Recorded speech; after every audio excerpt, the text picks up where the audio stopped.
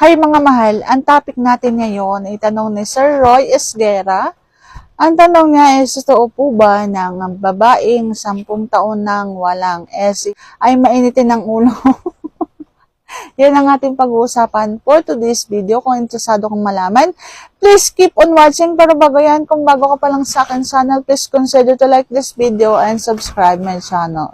Ayan. So, totoo nga ba? Yes po. Totoo yan. Yun nga lang, ilang linggo ka nang walang SEX nakakapag-init ng ulo yung pakayang ilang taon na.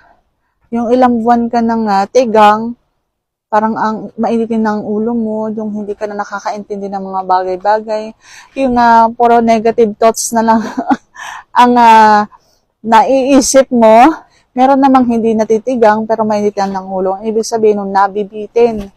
Okay? So, depende pa rin sa sitwasyon, depende sa babae. At yan lang mga kayo masasagot for today's video. Sana nagustuhan mo aking sagot. And if you like this video, please consider to like this video and subscribe my channel. Thank you for watching. See you on my next vlog.